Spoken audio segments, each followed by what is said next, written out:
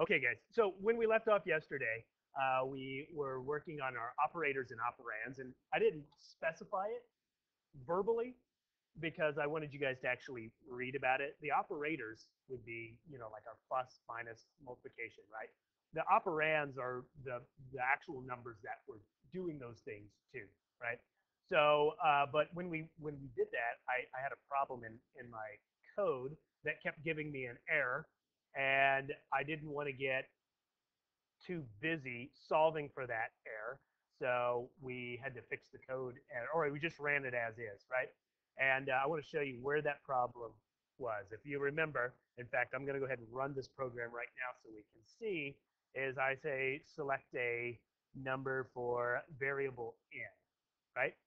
And I said I wanted to just put in a number like, what if, 3 point, whoops, hold on. Oh, I got number lock on. 3.5. Come on now. Why won't you do it? 3. Okay, we have more problems. 3. What's the deal? Why is it not running? Move this out of the way. Sorry, guys. I'm going to fix an error by creating more. I'm going to run this again. It's going to, okay, here we go. So 3.5, something like that. And I hit enter, and it gives me this trace back. And it says invalid literal for int, right? Well, what I was thinking is like, well, I put 3.5 in. That's a float. So I should have no problem in my code over here converting that into an integer, right? But when I put that decimal in there, that immediately actually shifts that to thinking it's a string. And so I can't take a string and convert that directly into an integer, apparently, because it actually gets confused. So here's the fix for this, okay? I still want that integer. But what I got to do is I've got to first convert that into a float. So apparently that's easier, okay? So if I take that in there and run that, all I've done now is I've taken my input, pick a number. Now, if I put decimals in there, that's fine because I'm going to say that it's going to think it's a string, but then it's going to take that string and it's going to be able to convert that into a float. I don't really want a float. I just want an integer, so I put int on there. And now I can actually run the thing and it works, right? So I'm going to hit this again. Now, if I do that same thing, 3.5. Oh, damn. I hit the, try it again. Oh, good grief. I keep hitting this thing and it's on number lock and then it causes it to space over. So let's try it again. All right. Oh, good grief. Come on. What's the deal? Okay, here we go. 3.5. Now everything works out just fine. It actually runs. It can convert that into an integer, this time just being 3. Because remember, it truncates it. It doesn't round it off. It just chops that part after the decimal off. Okay, and now everything works out for me just fine. So I can continue with the rest of the program. But we wrote that yesterday, so we're fine now. Okay. So what I'm going to do now is I'm going to go ahead and close out operators and operands from yesterday. We've got that fix in there. And we're going to start today with our order of operations.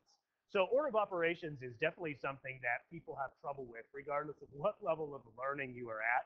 It's really easy to make mistakes here. So, for example, if I give you a big string of numbers and I say add these and divide these and multiply those, what order do you go in, right? Python is built to assume order of operations just as we would. You're going to do multiplication and divisions first, and you're going to do your additions and subtractions second, okay? So we're going to start with a fairly simple one, okay? So we're going to print this out. We're just actually going to print this straight out, and we're going to put in our operators and operands here. And when we run the program, it's just going to spit out the answer, okay? We're not going to bother printing it out as a string saying equals and then filling it out. We're just focusing on the order of operations. So we're going to take 2 plus 4 times, so make sure we use our asterisks here, 3 plus 5. Okay, now I would like somebody in here, or maybe I'll call on somebody, to tell me the order of operations. What should we do as humans to solve for this? 2 plus 4 times 3 plus 5. Tyler, what do we do first? Yes, we do the multiplication, 4 times 3 first, correct? Then does it matter whether we do the 2 or the 5 next? It really doesn't matter, right? So if we work that out, 4 times 3 is 12, plus 2 is 14, plus 5 is 19, right? So if we run this, so you guys will want to run this, so you might want to save this as order of operations dot py. If I run this, it will in fact give me in my program down here, I'm going to hit this a few times, we can see the answer right there, 19. Okay? I always like to double check these things. I do the math by hand just because, well, I don't know why. I guess I trust myself. When NASA sent people to the moon, they had computers doing all the calculations, but they also had humans doing the calculations to check to make sure the computers were doing it right because they really still trusted humans more than computers. Okay? All right. Excuse me. Now, if I alter that, we can see that, of course, the answer will be different. So if I take 2 plus 4, I'm going to use the same thing, and I'm going to multiply it by 3 plus 5 again. This time I want to specify to calculate 3 plus 5, whoops, first, okay? Now, note what I did here. I've got my parentheses here, which just kind of take the whole formula here, right? 2 plus 4 times 3 plus 5. I put parentheses around 3 plus 5 because I want the computer to calculate that one first, right? So calculating this now, 3 plus 5 is 8 times 4 is, do we know our multiplication tables? 32, thank you. Plus 2 is 34, right? So let's run that to make sure that's what happens. And there we go. We've got it there. You see it? So we got 19 and 34. So adding those parentheses in there has an impact, right? Yeah, it will not run. Go ahead and try it. Go ahead. Because here's the deal, is where as we write things a certain way in math, right? Like I remember when I was in school, I just found it hugely liberating when I realized I no longer had to use the times symbol at all, right? Like 4x was the same as 4 times x. I thought that was fantastic. You cannot do that here. It will not work. I mean, you can try it. Okay, go ahead and try it. See what happens, right? There, we get an error right away. So Python does not translate things that way. So that's one of the things you're going to need to note up there. In our quadratic, we have 4ac. You can't plug it in that way into Python. Okay? You're going to have 4 times a times c, right? In order to get that to work. Okay. So anyway, we can mess around with this one more time, right? What if I wanted to do my additions first? So I could say 2 plus 4 in parentheses times 3 plus 5 in parentheses. And note I've got to put parentheses around the entire thing here because I'm trying to print that out. Now when I print that out, it's going to do the addition before the multiplication, right? 2 plus 4 is 6 times 3 plus 5 is 8. 6 times 8 is 48, right? And if we run that, hopefully that's what we get. That's what we get, 48, right? Okay, so that's your order of operations. You have to be very, very explicit with Python what order things are going to go in. There's multiple ways you can do this. If you're pretty savvy and you can keep those things straight, you can write pretty short code that solves for fairly complex things. Or you can use some other methods as well, which I'm going to show you now. All right, so let's take, I'm going to actually hit print, and I'm going to put the double quotes in there to make a space on my printout just to make it a little cleaner, okay? There's space in here. All right, let's and if I just to show you what this would look like, right? If I were printing this out for a human, is I might say something like this. I might say print. I'm going to use that middle one. Okay, 2 plus 4 times 3 plus 5 equals in my quotes. Okay. Note what I did there is I left the time symbol out of there because I'm not going to assume that a human looking at this would know that the asterisk is a time symbol, right? I guess I could put a little X in there for times, but this is the way I would write it if I were writing it on, piece of paper or my homework or something, right? And now I can go ahead and insert this in there right here, what I wrote right there. I'm just going to copy and paste it just to make life a little bit easier for myself, okay? And make sure I got my comma in there. And now I've got to make sure I close my quotes or my parentheses, okay? Now, if I print this out, it should give me something that looks more like a solved math problem. So if I hit F5, okay, there we go, right? It shows it to me right down here. 2 plus 4 times 3 plus 5 equals 34. All right. So sometimes, again, what you're displaying, what you're going to be putting in print is going to look a little bit different than what you're actually typing into Python, which to solve that, which in this case, the only real difference is the asterisk there. Okay. All right. Now, I'm going to show you the long way to solve this using some variables. Okay. All right. I'm going to set some variables here. Um, and what I'm going to do is I'm going to break down this problem. So I'm still going to use this same one, 2 plus 4 multiplied by 3 plus 5. Okay? So what I'm going to do is I'm going to solve what the computer would solve first. Okay? So I'm going to call that x. I'm going to say x equals 3 plus 5. Okay? Because again, order of operations, this is what we would solve for first, 3 plus 5. Right? Okay. Now I'm going to say y, variable y, equals, and I want to solve for the multiplication part now. 4 times 3 plus 5. The 3 plus 5 is now x. So I'm going to put 4 times x. This is fun. I like it, right?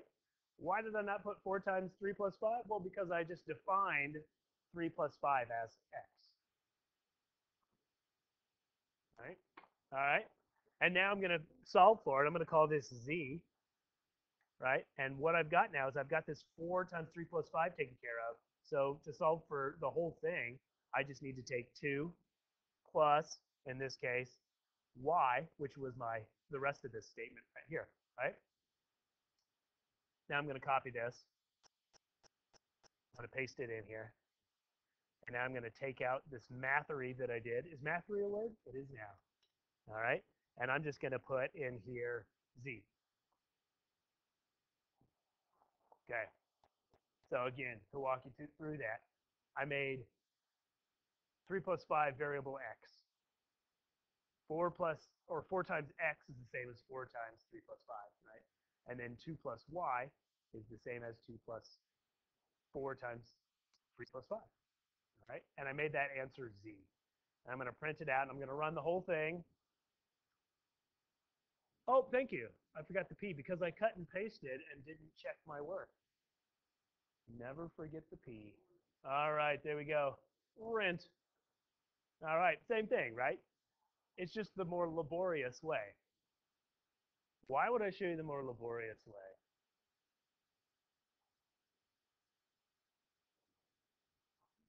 It's the long cut. But what if we are asking users for inputs on these numbers, right?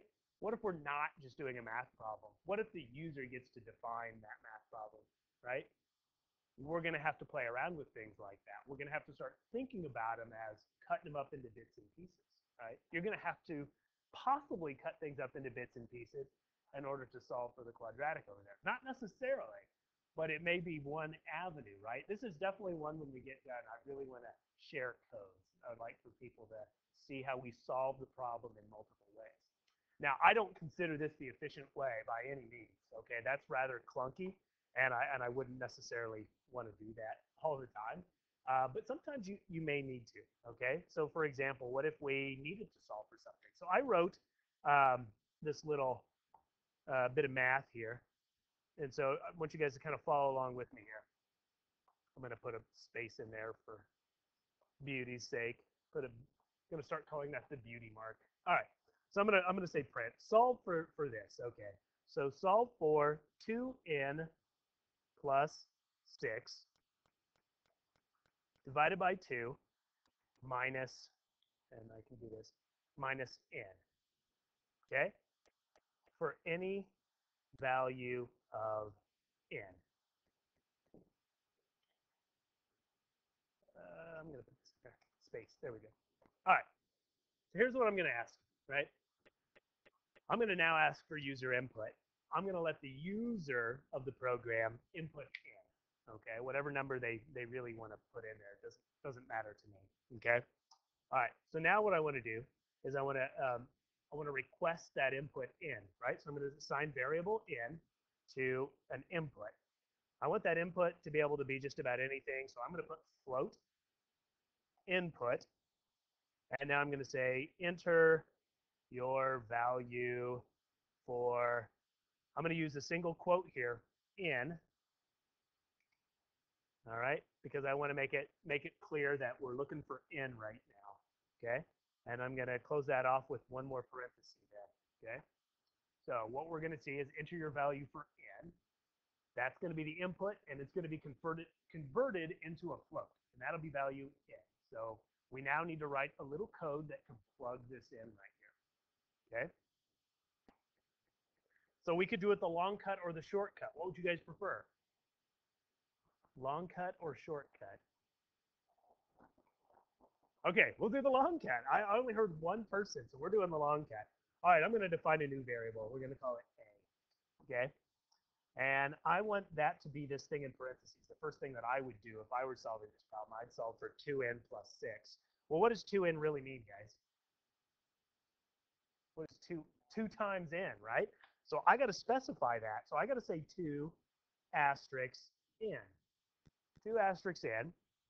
And then I'm going to put plus 6. I don't need to put any parentheses in here because Python's going to do the multiplication first, right? I don't have to specify that any further. That's what Python's going to do. It's going to take 2 times n, it's going to add 6 to it. Okay? All right, now in my problem here, I've got that divided by 2 minus n, right? So I'm going to have to do some division now, right? So I'm going to make another variable b, and it is going to be whatever this is, which we've now assigned to a, divided by 2, right? A divided by 2, because we got to do division before we do this subtraction over here, okay? And now I'm going to have c, and c is left to subtract out this n over here, right? All of this together is equivalent to b, so I'm going to take b minus n. All right. Keeping track of all of these things is a little bit crazy, right? Now, mind you, this is the long cut. I'll show you the shortcut if you want me to. All right. So a has become equivalent to this. B has become equivalent to all of this. And then C is equivalent of the entire thing, B minus N. Okay? Now I'm going to do one more thing. I'm just going to say print, quotes, the answer is, in quotes. Now the answer is just whatever C is. Okay? And we can run that when we get it in there. Hopefully I did it right and it'll work. All right. So now you can see down here we've got solve 2n plus 6 divided by 2 minus n for any value of n. I'm going to put in the value 14, maybe. There we go. Oh, I managed to get it in there. Sweet. 14, and the answer is 3. Okay. What'd you guys get? What did you guys get? What'd you get? Okay. Did you put in 14? Okay. You put in 3. So what's the answer? It worked. I tried to write something that the answer was always the same. So anyway, you can put in. I don't know if I didn't actually test it for other things. Like I don't know if I put a float in there because I just asked for a float, right? So maybe run it again. Whoops, got to do it again. All right. So I don't know if that works, right? Yeah, it works, right? What? Oh, okay. So it doesn't work for everything. I guess it just works for, I don't know. I didn't try negatives either, right? What happens if we put in a negative number? What's that?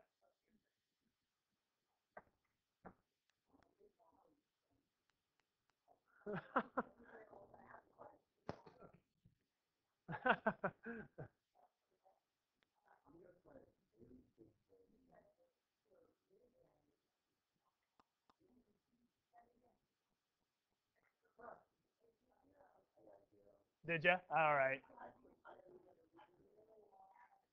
Did ya? Oh, yeah? Okay. Nice. I don't know. I know, right? I mean, it looks pretty innocuous, right? 2n plus 6 divided by 2 minus n. Yeah. I I have no problem with it. You want to what?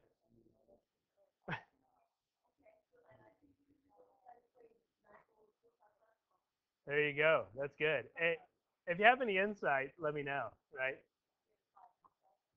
Oh, okay. So we're gonna have to give you time tomorrow. We got to give you time. We'll give you time to work through these things. 'Cause I think it's gonna take some processing. I'll just put the shortcut on there for you real quick. Okay.